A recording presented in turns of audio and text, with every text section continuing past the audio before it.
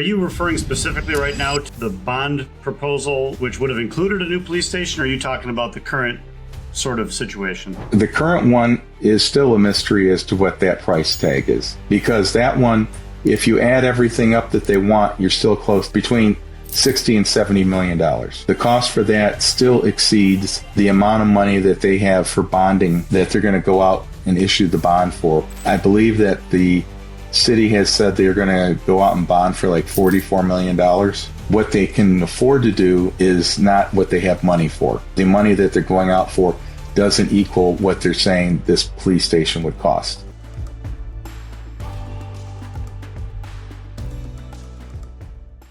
Welcome back, everybody, to Unlocking the Law with your host, Brandon Grysko. That's me. This is a podcast where we tell authentic stories about the law, break down barriers that you may have to working with attorneys, and explore topics of interest to businesses and communities. We try to do that in a modest way with a little bit of humor mixed in here and there. Podcast is powered, of course, by the law firm of Faussone and Grysko.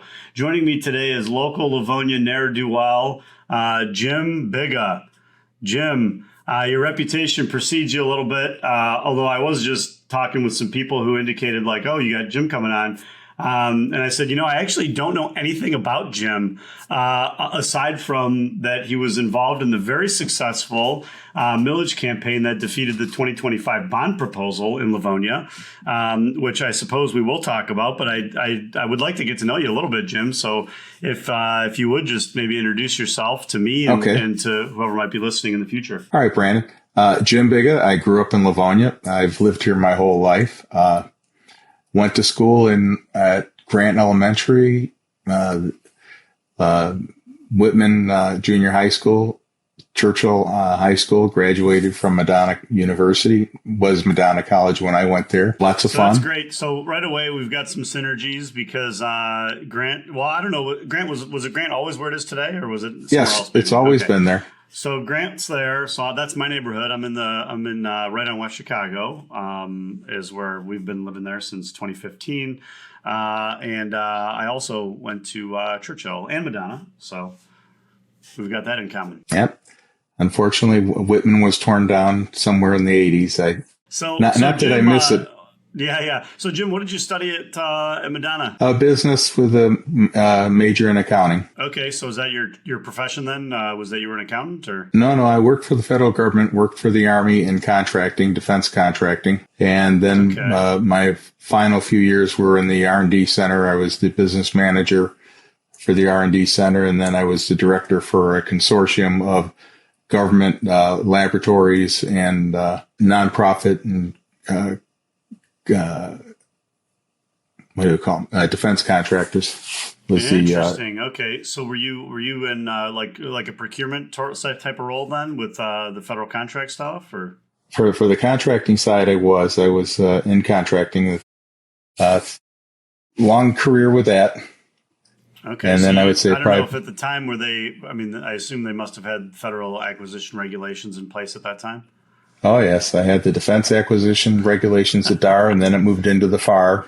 That's great. So for a lot of my clients, there's some parallels, but it's a little bit different. But we do a lot with the uniform guidance at 2 CFR Part 200, which is the federally funded contract awards, right? Whoever they may go to, whether they go to municipalities or nonprofits or something like that. So. Right. I also did a lot with grants. My like I said, my last job, we mostly did grants with, right now I'm running a little mine thing, but it was, we gave, there's a new kind of procurement instrument where we were giving, similar to grants, but much larger dollar amounts. We could go several $1 million. We could do up to production contracts. So it was quite interesting.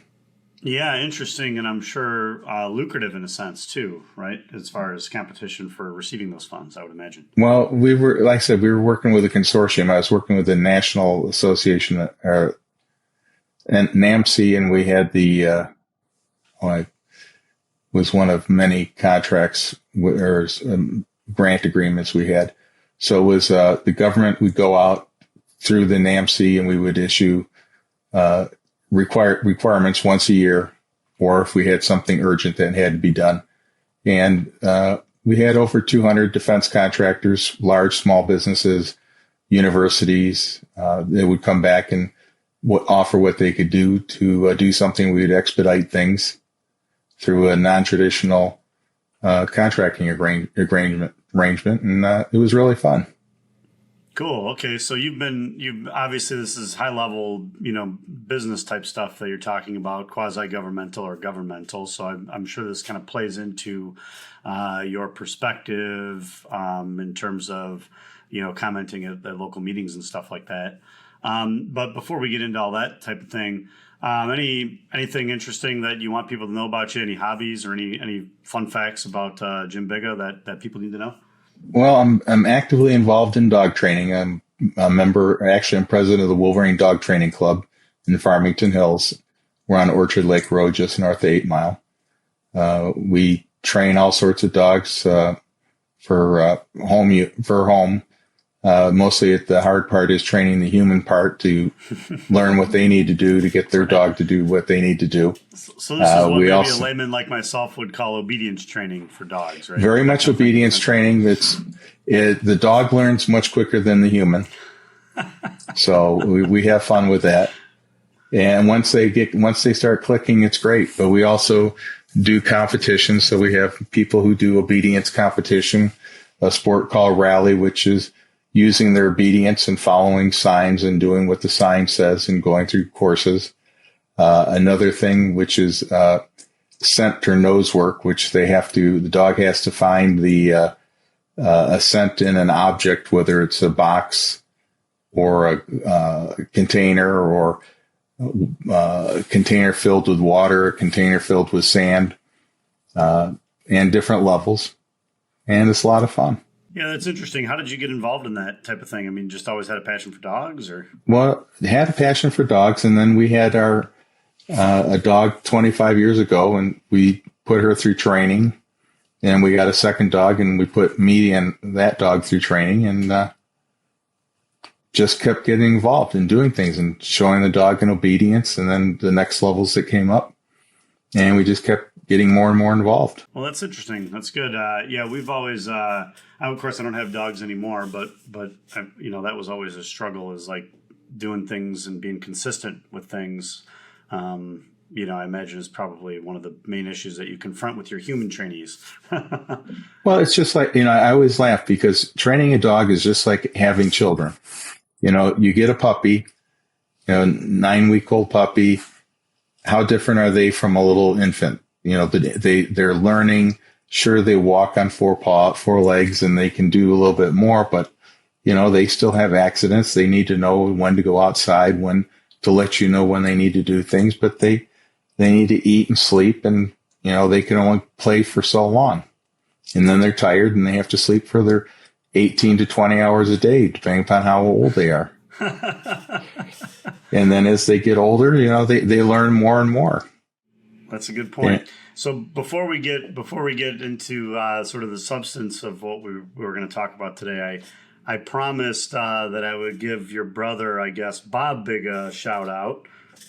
Yes. Bob is was the personnel director in the city of Livonia when I was there as a police officer a number of years ago. He at some point in the early years of my career, he left.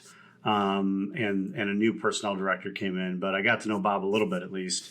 And my dad also has had some dealings with him because my old man has worked for Wayne County for a number of years. And so they've been seeing each other around at different conferences and things like that. So, yeah, my brother started working in the early 70s with the city, and then he was active with Ed McNamara in the administration there in the city of Livonia. He was DPW, and then he moved over to the county and did different jobs there with the county. And then came back to the city, or?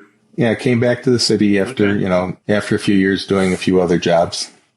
Okay. He always liked manpower, human relations. He liked doing that, and the openings came up over there, and he came back and did that before he formally retired. Yeah, it's interesting work, that's for sure. And we do our fair share of HR related things and labor related things here at the firm. And it candidly, I would say your employment relations type of things, right? Those are some of the biggest risks as far as like the legal sense goes that employers will face is getting sued by employees essentially. And then wage and hour obviously is its own different animal as well.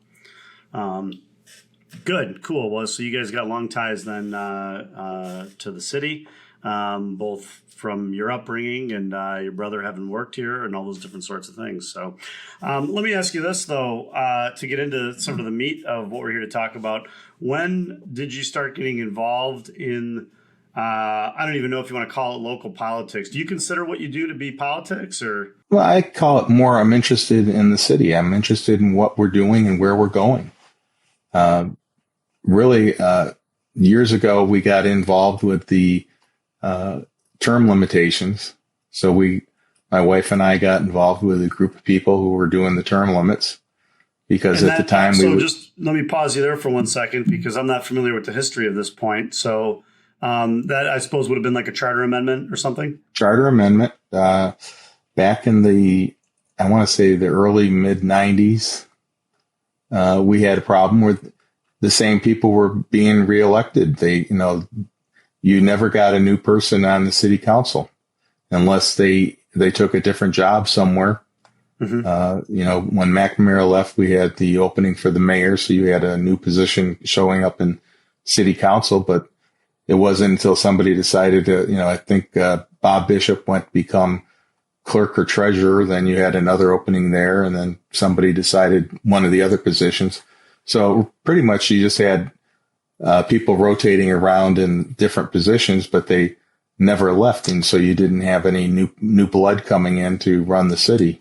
So in that campaign, were you sort of a boots on the ground guy? Were you like the brains behind the operation? I mean, what was your role in that? Boots on the ground.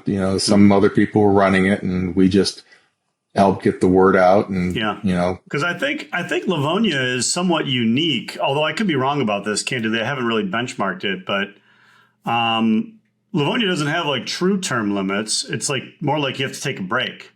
Right. Do you know the history of how that developed instead of like a hard term limit? I know when it was being discussed, the thought was they were to put a hard limit to restrict it to just the 2 terms. And at the time, people were saying, nah, you should let people come back in, so we could get that gap in there. So maybe somebody new could get in there and maybe run for 1 or 2 terms and have somebody else come back after they've had a break. So you didn't have that longevity of a council person being there for 20 years, 30 years. I mean, if you look at the history of Livonia, you had mayors that were there for, good 15 or 20 years.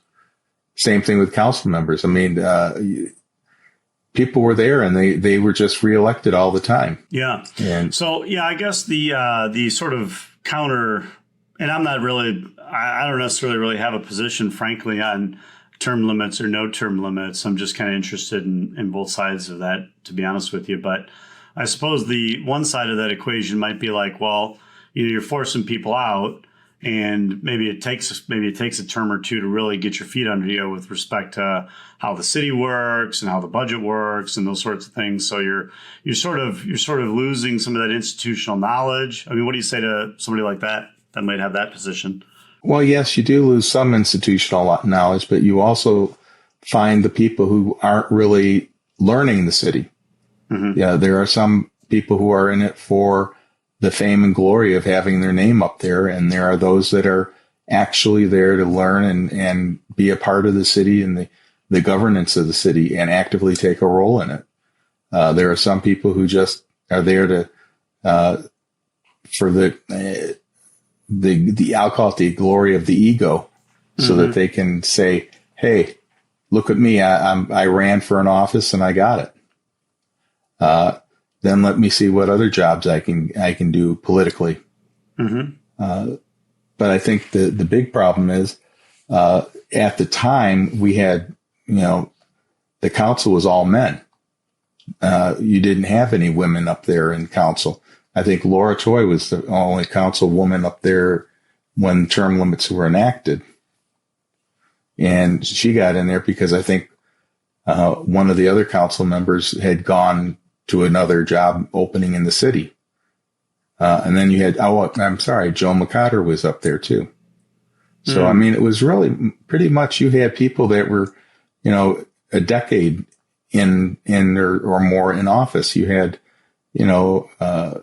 names that you may not know because of your age, but, your father would know who these people were, and they just were there. And it got to the point where they remembered, hey, I remember when so-and-so built that Joe's Market, and it was the small market, and then his father added on and all these things. And, or, George's Market on 7 Mile in Merriman, I remember when we had an issue with something there, and then, and people said, well, we like the farm markets. We like that little country feel in the city. And, people would defend that. And some of the council members at the time were like, we need to get rid of those. We don't really need all those little farm markets like Glenda's and George's. And I think there were a few others at Cockram's we had for a long time. They didn't want those. So you see the issue of kind of wanting new development versus retaining some of the old way of doing things. Do you see those two things as being related to term limits in a sense? Or well, at the time we weren't seeing a lot of new things going in. I mean, we're seeing a lot of, I don't want to call it animosity. We're seeing a lot of negativity towards different businesses. There are a lot of places that weren't getting their just rewards for what they offered the city. Some of these places were small entities, like I'll say George's or Glenda's. They were small farm markets. I mean, there's not a lot of land on there to do anything with. Right. You could build a few homes, or you could put another building there, but it wasn't a large parcel of land. So to have, to speak ill of that kind of business, I don't know what their problem was. What they weren't seeing as a vision for that kind of a market. But when it comes to development, I always thought, when time came to develop properties and bring in new businesses, it was always a good thing. Okay. Interesting. So yeah, I guess, and maybe I missed the connection, but, in your mind, was there a move between like the term limit issue and the development issue, or are they just kind of two totally unrelated things? Two totally unrelated. It was more, okay. We had people who were just, growing roots in their seats. I got you. So just like a complacency type of thing, right. And maybe there was some ego, in your opinion, to it as well. So that I think that's interesting that you were involved in that, because I always thought it was interesting and unique the way that Livonia did the term limit, break, so to speak. I actually think a lot of people probably have a misconception that these things are sort of kind of mandated by state law or state election code or something like that. But for cities, actually, by home rule charter, they can do a lot of different things. Well, I think we were one of the first cities to do that. Oh, yeah? I think there weren't many cities that had restrictions on how many terms. Warren was looking into doing what we did, and they took them several iterations to get their term limit policy in. Well, didn't Warren just fairly recently changed its charter to do term limits? Well, they did.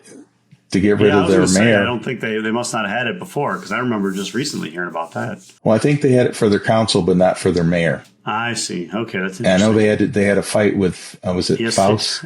Yes, they did. Yeah, that's right. And so they had to change some things there. But we did it for all the elected officials, and yeah, it was very successful. I mean, at the time, I don't know what the vote total was, but there was a lot of people who were for and people against, but it was one of those things that the citizens of Livonia spoke out. And, You know, I really don't remember, you know, I don't think it was as contested as much money raised for it. I mean, against the proposal like we had for the bond issue, where they raised $100 and some $1,000. Yeah. For the bond. Mm-hmm. So there wasn't maybe a very organized no campaign for the charter amendment that did the term limits, I guess is what you're saying. Yeah. So bring us forward a little bit. So that's maybe in the 80s, I think you said that you were involved in that. I mean, it was the 90s. It was the 90s. The 90s, sorry. So then, okay, after that, was there a next big thing that you got involved in? No, it was quiet until last winter. My wife was told, you know, hey, this is going on in the city. They want to do a big bond raising, and, you know, that we should get and, you know, look into it and see what's going on. And so I made it to a few meetings, and it was clear to me that there was no firm plan. There was a lot of, hey, we could do this. Just give us $150 million and we can do something. And every meeting I attended where a plan was presented, it was a different plan. There was no firmness to the plan, but it was a rush to execute a plan. You know, it's just, to me, it was trust us, give us the money, and we will do something. So when it came to, had you, I guess, timing wise, where in that process did you decide I need to get involved in a no campaign? When they decided to go ahead with issuing the bond, or going ahead with the election for the bond. So that would have been, I don't know, when they decided to, I was going to say April, when they decided to put it on the ballot. Right. That's when you became more active in, I guess, opposition. Well, it was, there was a lot of opposition. There was a lot of, people on the street. You know, you talk to people, whether people wanted to hear it or not. It was not just a few people in the audience at the council hearings. You talk to people. You go out grocery shopping. You go to the coffee shops and you talk to people about it. And everybody said, well, what do they want to do? And you say, well, they want to tear this down. They want to build this here. They want to move this building here and tear these buildings down. And, well, why do they want to do all that? I don't want all that done. I don't want to spend that kind of money. And then there was the campaign about what it would cost. And to be honest, the dollar amount kept changing. It was, some houses would be down to $8 a month and some would be $12 a month. Then finally they came out with the calculator and people started plugging their house values in, and they were seeing, hundreds of dollars a month for their cost of their homes. And then you had people who had just bought homes and moved into Livonia, and all their assessments had gone up from, people who, I hate to say it this way, people who had to who sold their homes because they either moved on to newer neighborhoods, or they moved out, or somebody in the family passed away, or, just things happen where, mom or dad had to go into assisted living, or they moved into some kind of apartment. Somebody who lived in that home for 20 years or 30 years had a very low tax assessment. And it happened to my nephew's neighbor. He bought a home from somebody who had a low assessment. And he said, my taxes tripled in the same year that he bought the house. And he said, I don't want to pay this new assessment. I don't want to pay a new fee on this for bonds. So do you think that the widespread, and obviously, I don't know what the numbers were offhand, Jim. You probably do. But, it went down in flames, ultimately. The no campaign was very successful. About 67% of the voters said no. Yeah, right. Exactly. So do you think that for the voters, I guess I'm drawing on your experience of talking to a lot of people during this process, which I assume you did. Was it just was it really a financial thing, or was it more about what was going to happen? It was both. When you start to explain they want to tear down so many buildings and move things around, people were not happy to hear they wanted to tear down a library that wasn't that old. Mm-hmm. You could say 40 years is old, but to many people it wasn't that old. People thought the city hall, some people thought it was iconic the way it looked. Some people don't like the way it looks. You can go all over the spectrum on what people think about City Hall. Some people don't like the gold glass. Some people like the gold glass. Some people like that it's round. Some people don't like that it's round. Right. I'm not going to argue aesthetics with anybody on it. Sure. But people just say, hey, it's this. Some people were upset that they were tearing down the old courthouse because they thought it still could be used. And it was being used. It was being used to store things. There's a lot of storage in that building.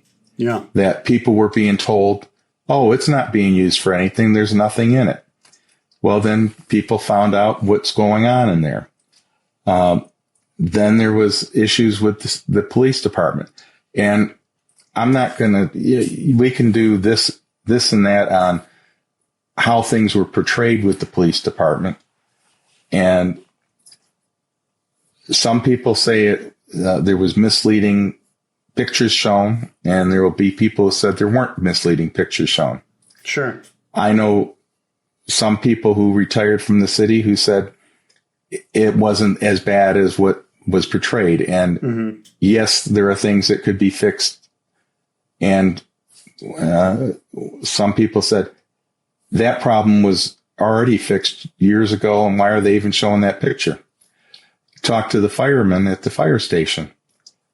They said, yeah, it would be nice if we could fix some things up, but that's not a priority to us. This pay is a priority. Benefits are a priority. Talk to police officers. Pay is a priority. Benefits are a priority. Talked to one police officer, and they said, I was embarrassed that my gear bag was in the picture that they took.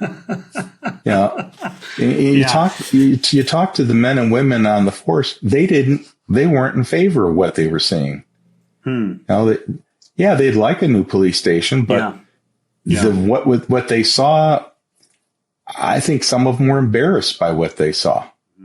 And so sitting through, I'll say this just real quick. I worked in the police building. It was a number of years ago at this point. So, did you happen to listen to the episode I did with Tyler Vines, the Livonia Police Officers Association? I listened to both Tyler and the one you did with Jay Murray. So I was actually kind of surprised in my talk with Tyler when he was describing some of the conditions. I was pretty surprised actually, because when I left, it wasn't that bad, and I trust Tyler. I think he's a noble and honest guy. Some of the stuff he was describing, I was like, oh man, that's actually way worse than it was when I was there. So which I assume, the condition obviously would deteriorate, of course, over time, as any building does. But so I do think there's some truth to the police department, deterioration issue. Well, I think it didn't help when the city leaders pointed out there was anywhere from $80 to $120 million of neglect that had occurred. Mm-hmm. And, when you've got a mayor who's been sitting there for 6 years saying, well, we haven't done anything. Well, what have you done for 6 years? Right.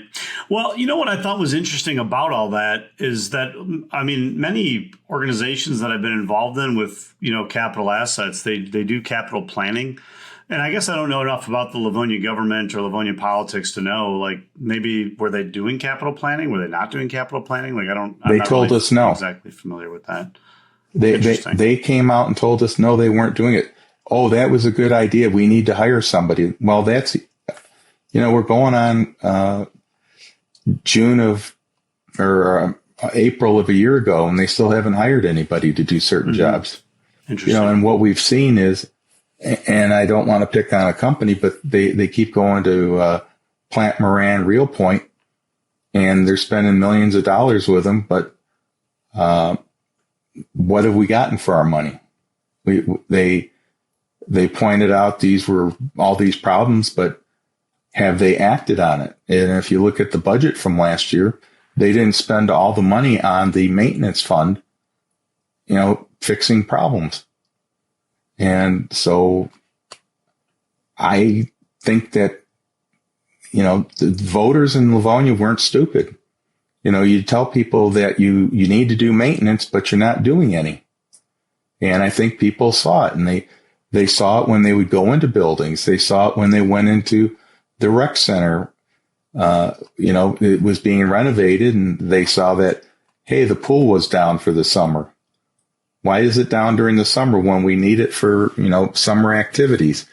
They saw it when they would go into the library, little simple things, the big joke for the No team was they came out with the Livonia Today magazine, and a big spread in there is a guy doing skylight glazing so you don't have leaks in skylights.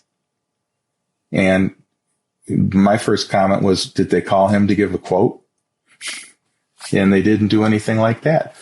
It was just amazing to a lot of people that, you do routine maintenance on your home, but routine maintenance in the city is still not being done to the degree you would think on simple things. So it's possible, Jim, that I'm just not educated enough on things that are going on in the city.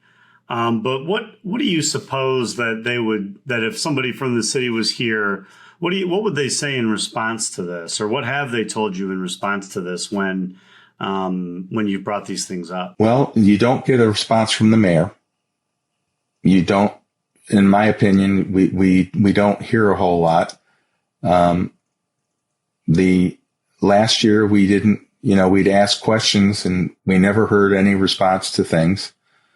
We would ask anybody from the mayor's office questions. We didn't hear anything. We had to FOIA a lot of requests and we would get denied. Now, were they denying things because they were saying like these records don't exist, or what was the stated reason? Or they would come back with an unreasonable response, like it's going to cost. One request went in for how much was being spent on the website information for the Yes Livonia work, and they said, "Oh, it'd be $35,000 to get that information." And we're like, "What do you mean? You can't tell us how much you spent for a website and how much money it cost to have it done, because it wasn't done by anybody in the city." And, that was hard. We found out, what they spent on some of the publications for the things to acknowledge what was going on with the millage information, scarves and other knickknacks that were being given out. And to this day, I found out there's still stuff sitting around in boxes in City Hall that weren't given out.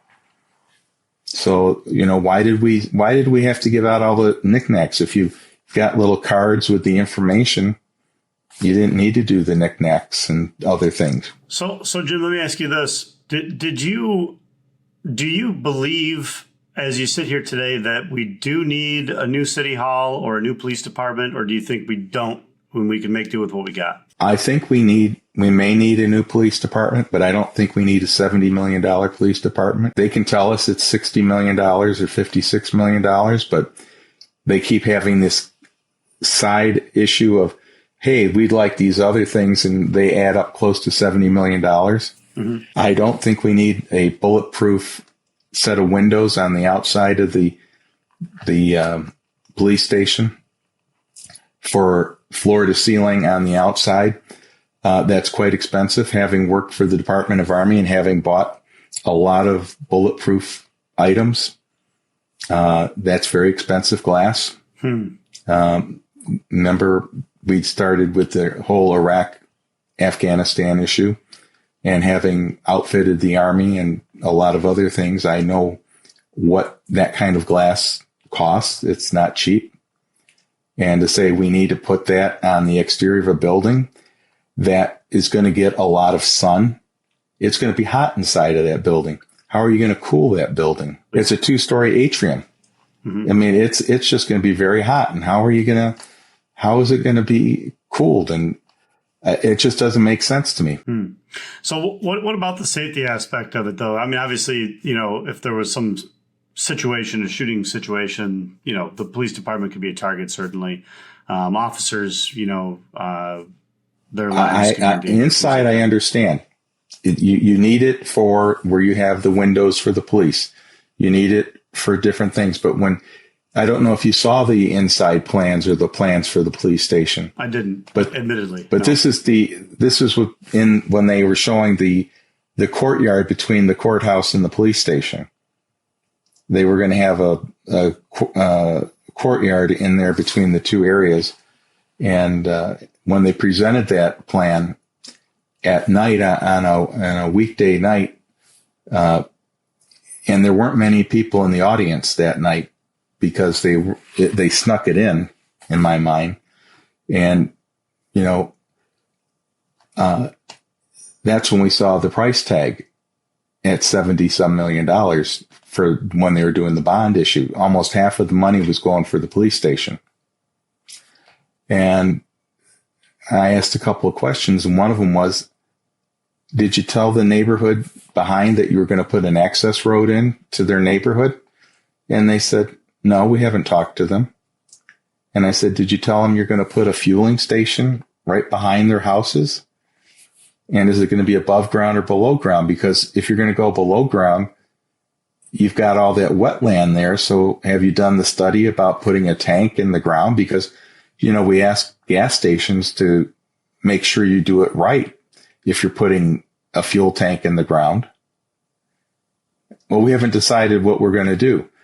Well, if you're going to build something, you should be making all these plans before you dig something in the ground. You should know what you're going to do.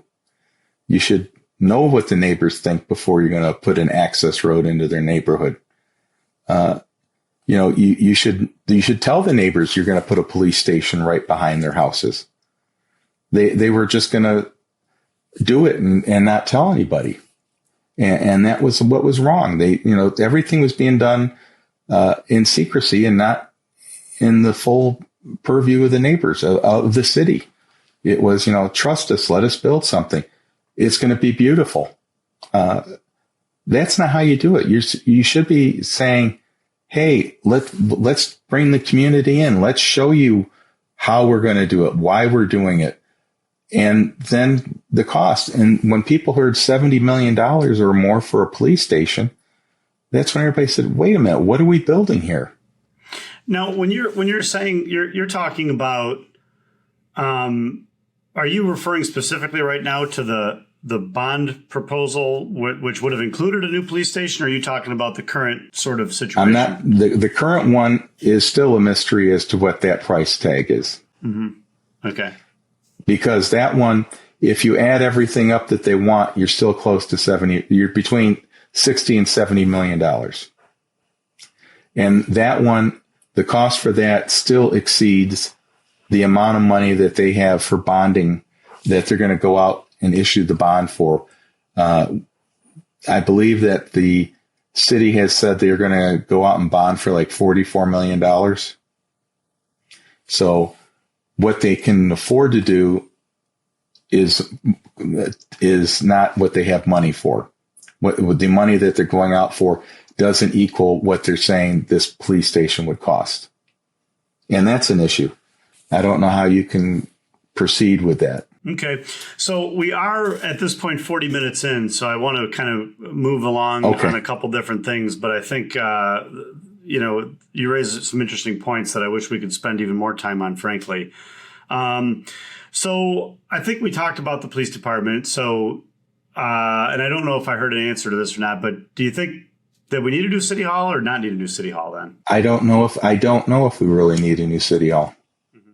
What do you think about, and I don't know the numbers offhand, shame on me, but, there's numbers thrown around about, hey, over the next X number of years, the current city hall is going to cost this many dollars, right? So, rather than kind of carry sort of this liability on the books going forward ad nauseum, we should build a new one. What do you think about any of the financials associated with that? I can't compare that to the numbers because I don't trust the numbers. But let's use the numbers that they put out there for the library. Last year for the library, they had costs for updating the Bennett Library and building new. At the end of the day, it was going to still cost us more than $10 million more to build a new library over 20 years than to renovate the Bennett Library. And that's the city of Livonia's numbers. Those aren't Jim Biga's numbers. That's not somebody from the No campaign. Those were numbers published by the city of Livonia in their handout, their slide deck that they put together.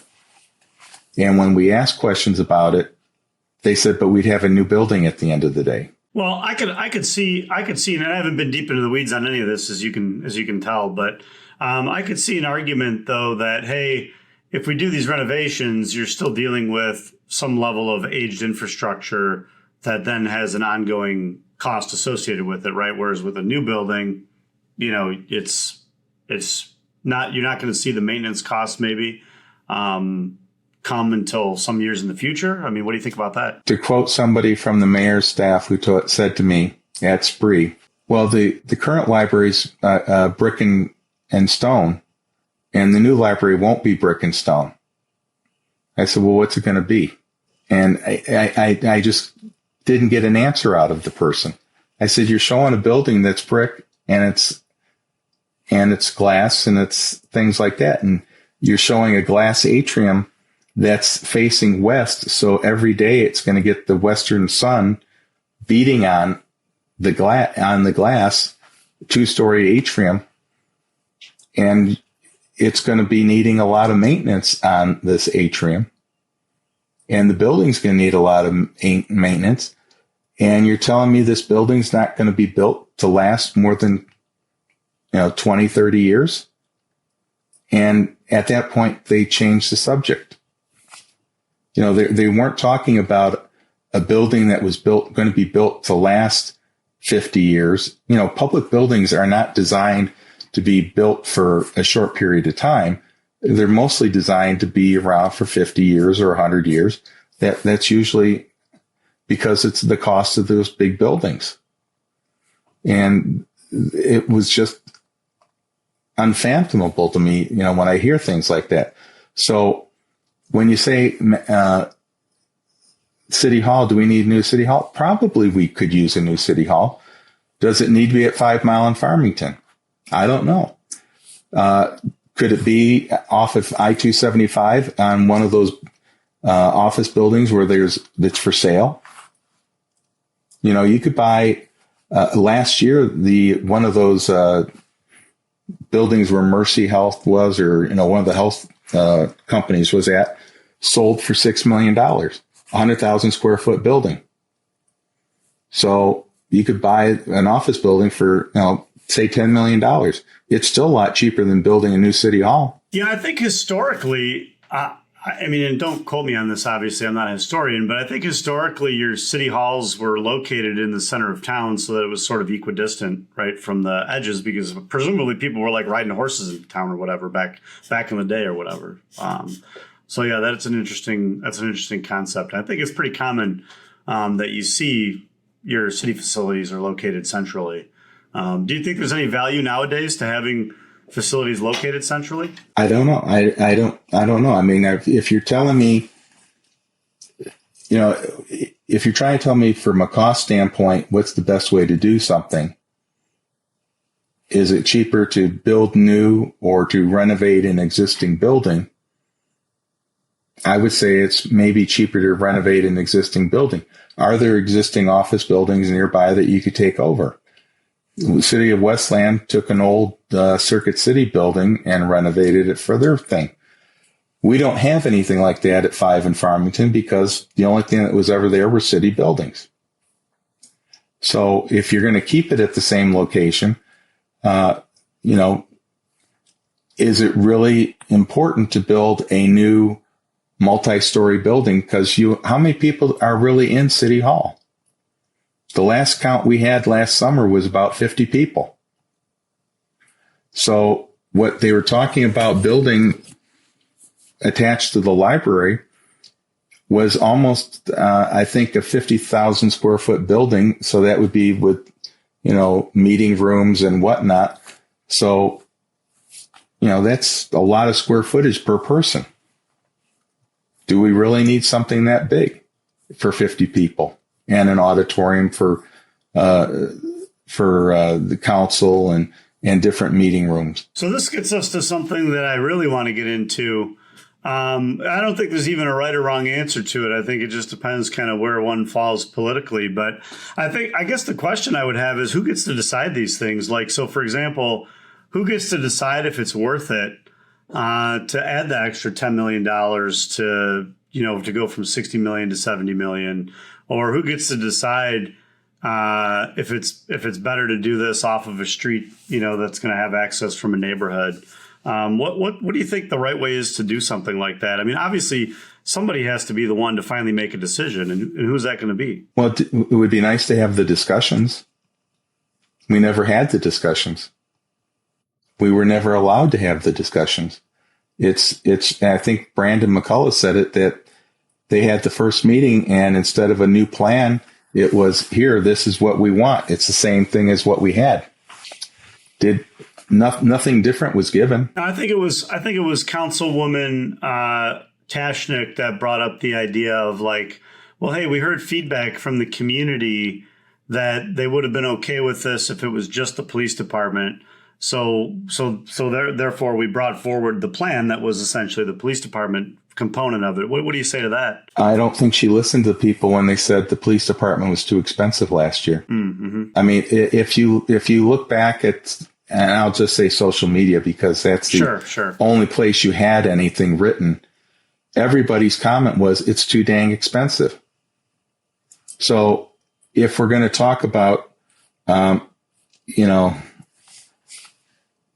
the cost, I mean, it comes down to cost. I mean, everybody in Livonia, I don't care if you're old, young, in the middle, you only have so much money to work with.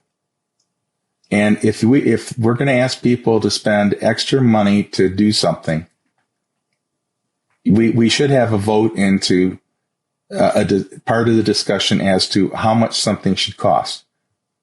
And if you're saying that we need a building, why does it have to have all these extra features? Why aren't we using laboratories that already exist within the state? Why are we building our own, I'll call it CSI laboratory?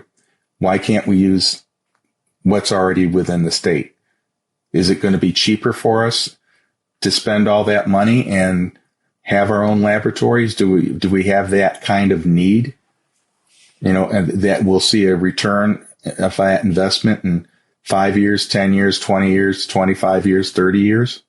Those kind of things were never put forth, nor were we able to have that discussion with anybody. All those meetings that Councilmember Donovic mentioned were never allowed to have a back and forth discussion on any of the details. It was always, here's a presentation. Citizens asked a question. We never got a response back. I don't call that a give and take with the community. So I'm trying to figure out administratively, like how one would be able to manage such a meeting, because it seems like it could be difficult. You've got a project, obviously, that the city has administratively put together that it feels is a good project. It brings it forward. It talks about it. And then you might have, I don't know. I mean, how many people are at these meetings, Jim? Like 10, 20, 50? 100? At most. Okay. 10, 20. So say you got 10, 20 people. I mean, in your mind, what's the best way to manage if you were sort of like the king of the universe for the day? Like, how do you manage a back and forth conversation with multiple people where like the residents have various different levels of input and ideas and maybe some conflicting viewpoints with each other, not to mention with the plan? So like, how do you manage that, do you think? Well, you break it into pieces. You have the meeting, and you subjects that seem to come up where there's a lot of discussion on. You have a follow-up meeting on it. I mean, I know from, doing construction when I was working at the tank arsenal, when it came to a new building, we didn't have, a few meetings. There were multi-meetings every week on, okay, what kind of laboratory are we talking about? Then, everybody who had a need, we discussed it with everybody. And then by the time it got up to upper management, when we started looking at the details of the plan, it was like, well, wait a minute, you guys have too much that we can't afford. We don't have the money for everything. And, it was never, okay, we're going to take what everybody wants and give you everything. It was, we only have X dollars to do something and things have to give. What can we merge together? What can you share? You don't all need your own individual whatevers, and like the discussion you had with Councilmember McCullough. I liked hearing that they have a joint gymnasium for the police and fire. Our police officers are going to have their own gymnasium, but there's no talk about it being shared with the firemen. Why is that? Why aren't we sharing that facility? There's no discussion about anything being shared in the new police station with the firefighters. So we're going to spend all that money just for one part of our public safety people? And I know we're going into a lot of detail, Brandon, and I know you probably have other things. I think it's totally fair. I mean, that's part of what and that's why I said, about, so. None of these discussions were allowed at any point on anything. And that's why, and I love the comment about yellow shirts. The only reason we wore yellow shirts is we wanted to stand out in a crowd. Sure. Well, I think it worked. And that's what we've just, tried to make ourselves, aware. And it was how many people, can't still come up to us. Do you still have a yellow shirt? I want to get one because I'm still upset about things in the city. And that's just a crying out there of, people want to bring things. Our group is not out there to say, hey, we don't want development, and I know you wanted to mention Sears, and I want to mention Sears. We aren't saving Sears. We'd like to see that torn down and redeveloped into something good. And I saw the development that they had at the library, what could go in there. And I really liked a lot of that housing stuff that went in there. And I think that would be great if they could get some kind of mixed housing in there. Mm-hmm. And I'm sorry, which location? The Sears location. Oh, okay. Yeah. Yeah. I joked for everybody watching. I joked in sort of via email with Jim that he got bonus points if he could somehow work Sears into the conversation. So Jim's got his bonus points now. We haven't mentioned the Vassar building and the House of Denmark yet, though. But I imagine those are other locations where you wouldn't hate to see some development. I remember going to the House of Denmark in my youth, and I'm still surprised that building's standing. I thought it would be torn, would have fallen down by now. Yeah, and I didn't. And the Vassar building, I had to go and look at it today because I was like, oh, yeah, that's what that is. And I guess it's empty. I think it is. I think it is. And as I recall, it's been sort of broken into and vandalized a number of times. The most recent proposal would have been a few years ago at this point, but it was proposed to be some type of self-storage facility. And I believe they were even going to complete some public road improvements and do some housing. And that ended up getting voted down. And if you're interested in a discussion about that, you might talk to Scott Barr, actually, about that one. I mean, I'm a firm believer of if, you've got a building that's that big and an eyesore and nobody's going to be able to use it for anything. Because, we've got too much office space. We've got too much manufacturing space that's just empty. And, I would love to see, them being able to figure out, hey, can we convert it into some kind of housing? Can we make it something more affordable? Well, Can we do it's some of it? interesting that you say housing because I think it seems to me like every planning level study that comes out of any local government is always talking about housing stock and wanting mixed use and wanting, developments that are a little higher density and things like that.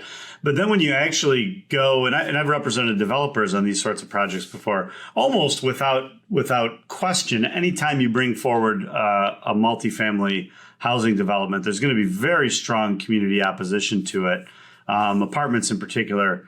Do you have any opinion on that at all? I mean, I know that's kind of off the cuff. We didn't really talk about that ahead of time, but I've got, I would love to see, nice apartments or condos going in. I know a lot of seniors that would like to be in a one-story condo, but everything's being built. Here's a garage, here's your first level, here's your second level, here's your third level. And they go, I can't do that. I need one level. And like row homes or something like that, maybe. Not even row homes, just, the one level where they can, have their car or their bicycle and they can get out and do something. But everybody wants multi-level housing. I'll give you an example. I was told last summer by somebody from, I'm going to say Plano, Texas area.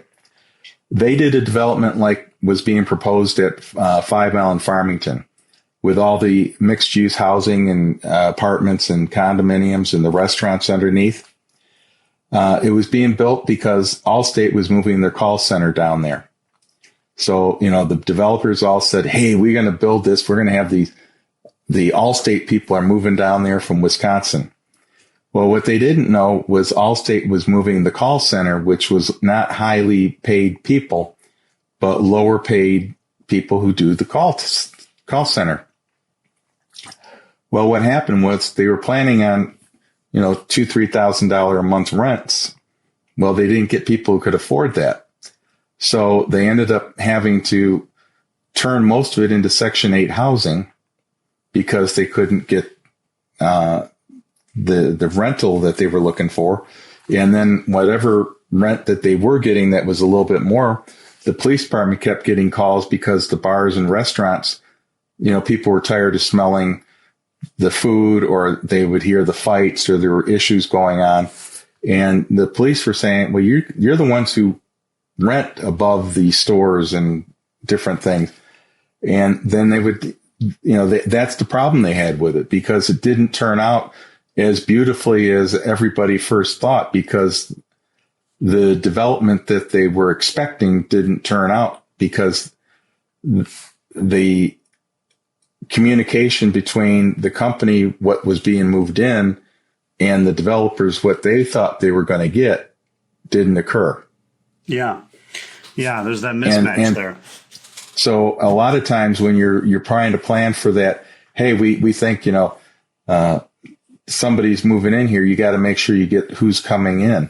So I'm all for, let's do this. I mean, I like, the Meyer development, and, we had to chuckle, and I know you weren't involved. I don't think you were involved in that, but we were sitting there with the, next to both groups, the Meyer developers and the I think it's the Shostak family group. And they said, yeah, the people working at Myers can rent into that new apartment complex at the $2,500 a month rent. And somebody from the neighborhood behind there said, I don't know who anybody at Meyer who's working there is going to be able to afford to live in that complex, because it's not, the income isn't going to match going in there. But if you think you're going to get people from other companies that are looking for short-term rental or 18-month rental, then yeah, you might see that. But to make the comment, you're going to have people from Meyer living there, just we didn't think was. Yeah, I don't know about that. And maybe, you know what? I got to be honest with you, Jim. I'm so out of touch with like what rents cost and what the sort of people that work at Meyer, sort of the hourly wage grocery workers. I don't even know what they get paid anymore. To be honest with you, it's a lot more than you think, but it's not enough to, when they're part-time, it's not enough to. Sure, that to afford might very that. well be true. So I want to ask about, one of the most attractive things to me personally about the bond proposal, and I think it's actually a decent business move, but the idea of clearing up a bunch of that space at 5 in Farmington and then having it available for private development, which when public entities do those types of developments, oftentimes what they do is land leases. And you probably know how this works already, but just for my viewers that don't, basically you have a big, piece of land or whatever as like a city or as a local government or something like that. And you go out to people and you say, okay, you can develop here, but it's going to be a land lease. So you're going to put the building up. And it might be a 50-year lease or something long term like that. But ultimately, the rents will flow in some capacity through to the city. And so it's kind of a way that you can have things developed, but still kind of retain control of the land, of what goes in there. Maybe there's a financial benefit flowing back to the city from the rents kind of thing. And so to me, and being involved in the Chamber of Commerce, I think that was probably the most interesting part about that. And of course, selfishly being an attorney that does land use work and represents developers and things like that, obviously there's a component of like, well, I don't know, maybe somebody goes in there that needs to hire me to represent them or something. So, I mean, there's that component too, of course. But what did you think about that kind of model of like, hey, we need this 5 in Farmington area freed up for private developers to come in and do something with it? I'm not in favor of it because I don't think all the land at 5 in Farmington is buildable. I think that I'll give an example. They complain about where the police station is because it's over water. The area where they want to build the police station is over some kind of water. Whether it's man-made, non-man-made, or whatever, there's water that stays there. You're going to have to build up the soil to build on it. When they built the Bennett Library, they had to bring in a lot of infill to build that up. I think they had to do the same thing with the courthouse. I'm not 100% sure because nobody's given me that information like they did on the Bennett. They're going to have to put some kind of way to keep the water flowing so it doesn't stay around. That's expensive. I don't think that the city moving everything there is the smart move. I don't think having a police station off of a main road is the smart move. Maybe if you put housing in the middle or in that inside there, and along the outside, you have your police, your fire, your city, and all that is a little bit better. And it's kind of like how Troy is. Some of that is on the inner part, and on the outer part is the public safety and other buildings. Mm-hmm. Okay, and that's I think interesting. And flip the property around because I mean, who really wants to have who wants to have their house or apartment on Farmington or on 5 Mile? Wouldn't you rather look at woods? Wouldn't you rather look the other way instead of? Well, wasn't the plan that there were going to be some like internal infrastructure and roads there that would have the sort of multifamily perhaps surrounding it, or no? Well, I think they had too many houses in there when you look at it. Because off the cuff, I asked the firemen and women, I said, based on the pictures you've seen and the number of housing units that were going in there, do you think you're going to be able to get your equipment and move around and do what you need to if there's ever a big incident in there? And they said, no, there's not enough of us to be able to take care of all that. That's a very high density development to put in there. I mean, you weren't talking, at one point, I forget how many hundreds of units they were talking of putting in there, but that's a lot to put in that area. So you're not, it's nice to say you could put that many housing units in there, but it's also not feasible from a standpoint of, do you have the manpower? Do you have the wherewithal within the city to take care of all that from a standpoint of an emergency? I don't know if I buy that, to be honest with you. Like, just as an example, I mean, they could put in a similar density elsewhere in the city, and it's not as though, sorry, I was just waving to somebody outside. It's not as though the fire department would be incapable of responding to a higher density development from like a manpower perspective. And then as far as like the roads go, like there's engineering standards, I think, that would require the internal roads of that development to be of a certain size so that your fire apparatus would be able to get in there. And I know somebody at the fire department would probably be more qualified to speak on that than me. And then the last thing I want to say, just so people know, and we're not even going to get into it because I just don't think we have the time here, is that it sounds like there is some dispute, though. Obviously, you've indicated that you think there's a water problem or a wetlands problem. I've heard some people say that it's not regulated wetlands, that it's wetlands, even if it's unregulated. I think Councilwoman McDonald just said that at the last meeting. So I'm not really exactly quite clear, to be honest with you, on where the truth of that lies. But there certainly is some dispute about how that should play out exactly, I guess. Well, I think the main point to walk away from that, Brandon, is if an area holds on to water, it's going to still hold on to water after somebody builds on top of it. So you have to move the water away. So I don't know where you live, but if you look at somebody's house and if you see water pooling somewhere around their house, they're going to try to move that water away from the house.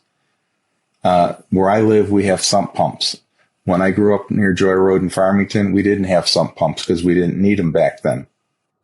So different soil types, different things, and how you build. And I know there's not going to be a basement, and everybody can tell me all that good stuff, but you're still going to have parking lots are going to hold water. You know, there's only so much way you can move things. I have two final questions, Jim, and then we'll wrap it. But we might have to have you back on to talk a little bit more details about some of this stuff. Because I do find it interesting, and I think we could probably just continue going on and on for, another hour probably on this stuff. But so your thoughts on the operating millage for public safety and whether or not you're going to support that or whether or not you would tell other people to support that. We've already said we're supporting it. Our group has said we came right out and said we're supporting it. We are not in agreement with people say don't support it. The only thing we have said was bringing this plan for a new police station out at the same time as that is just going to cause people to go, I don't want to see a big bill for that at the same time. Yeah, that was one of the things that Councilman McCullough and I talked about, and then also the President Vines and I talked about, is the confusion, the possibility of confusing the issues of people that don't want the police station, kind of conflating that with the public safety millage. So it seems like it's kind of sitting in committee for now. So hopefully the risk of that is going to be lessened. But I think it's absolutely critical. So when I started, one of the first things I did, I told this story on one of the other episodes, but one of the very first things we did was campaigned in 2011 or 12 or something like that for public safety millage. And so we volunteered time to do that. And I, of course, intend to support that 100%, or more than 100% if that's possible, again, this go around. So I know that the fine police officers and firefighters appreciate your support and those that are like-minded with you, Jim. And I've told police officer Vines that at the meeting, I said, we support you and we'll post something and we'll keep doing it. We're not, we believe that the millage is important because it pays their salaries. We're not blind to the fact that they need it. Now, what do you think about the transit millage, the smart transit millage? Oh, you really want to get one on that one. My big issue is the buses aren't full. 3 routes in Livonia aren't going to get people to where they want to go. So you don't like it. You're not in support of it, I guess it's fair to say. How are they going to get to work? I felt sorry for a lot of the people who talked on Monday night. Mm-hmm. I don't know how you're going to get some of those people from where they live to Middle Belt, Plymouth Road, and I don't know, is it on 7 Mile or Haggerty? I've heard 2 different roads that it's going to, the third route's going to be.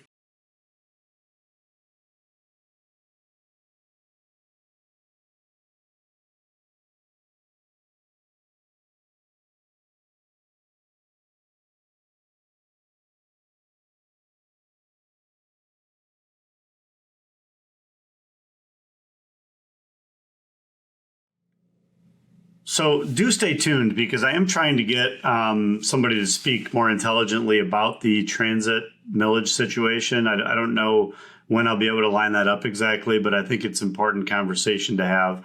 I've heard criticism of your group. Go ahead, Jim. Did you have something? One other thing I would like to have answered is, are we paying for their retirement? Are we being brought in to help them get that debt problem resolved? That is a rumor I've heard. I don't know exactly how that all shakes out in the numbers, but I've heard that. I want that answered yes or no. Mm-hmm. Do you intend to campaign against that, or I don't know? You're not sure yet. It depends. It depends on the answers to a few questions. I don't have answers. I know people want me to come out and say one way or another, and what I've been told, if what I've been told is true, I'm not in favor of it. But I just don't believe 3 routes in Livonia are enough to get going. I grew up at a time, I lived on Joy Road. The bus ran on Joy Road and stopped on Joy Road. You could take the bus from different spots and go to from near Farmington to Merriman to Middlebelt to Inkster. It stopped. You could get a bus and you could go up Merriman, you could go up Middlebelt. You can't do that on the routes that they're proposing. I mean, how do you get from point A to point B? You had a route on Joy Road, Middlebelt. I'm not sure about Schoolcraft and 5 Mile and 6 Mile, but you had more routes. If we're going to be funding all this stuff, we need to have more routes on this system. And what takes us to Plymouth? What takes us to Northville? What takes us to Ann Arbor? I mean, where's this bus system go?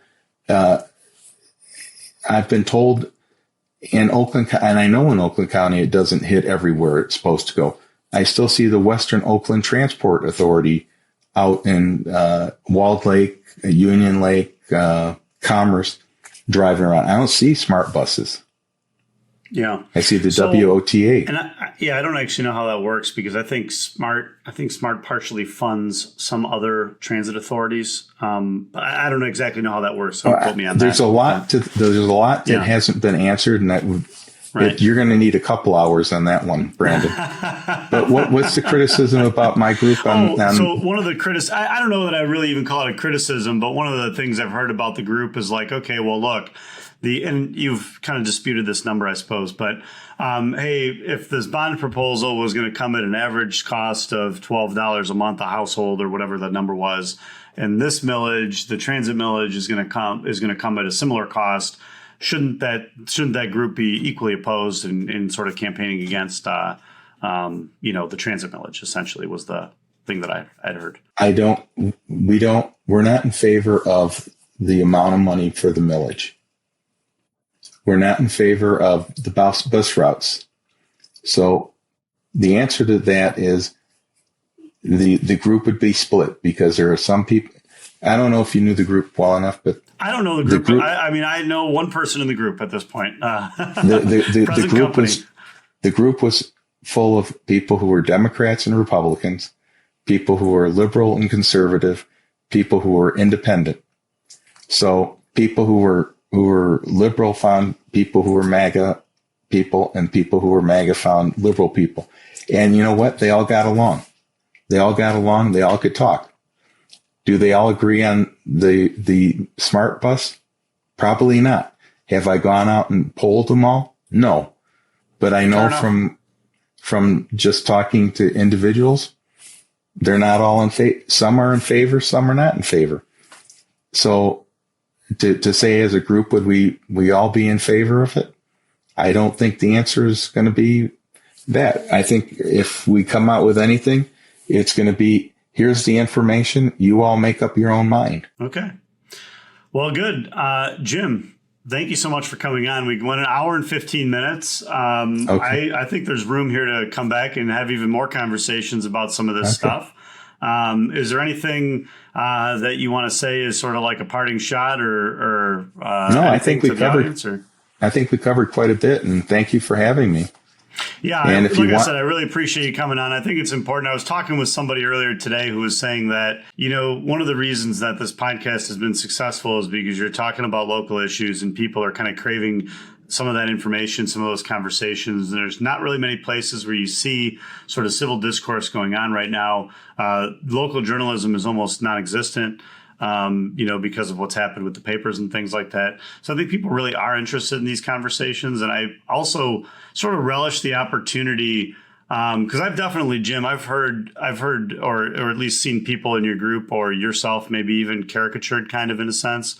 I found it to be a rather pleasant person to talk to. I don't necessarily think I would agree with everything that you said, but I think it's good to show people that we can come together and have sort of civil discourse on issues of local importance. Right. And I agree. And one thing I do try to do is every Sunday or Monday, Sunday, I try to do it, is post what's going on in the city. So I post, here's city council where you can find it. Here's planning, ZBA, other committees that are meeting, because not everybody goes to the city website. And sometimes I'll post, for example, what was the topic on Monday. And I said, this is of interest if you care about this. I don't try to say, oh, you got to be here because this is bad or this is good. I just say of interest, or I'll say, speak your mind for or against. I don't try to go out and say, this is bad. Come out and do this, or this is really good. Come out and, give it, unless it's, say, hey, Brandon Grysko's there. Let's go out and give him a hand and a round of applause or something. That'd be nice. I would take it. But Jim, so if people wanted to find those updates, is it your personal Facebook page, or where would they go to find those updates? It's on the Livonia Vote No page. Okay. And so I would just put into my Facebook search, Livonia Vote No, and that's going to pop up. Right. All right. Well, I'm going to jump on and I'll give the page a follow just so I can stay abreast of what's going on in the group. All right. And you'll see people comment about a lot of things. Good. Well, I hope that's the case. And Jim, I know I'll see you around at some council meetings in the future because it seems like you're at most of them. Yes. But I look forward to that and maybe even having you back on to have another conversation about some of these things. That'd be great, Brandon. Take care. All right. Thanks again, Jim. And have a good holiday weekend.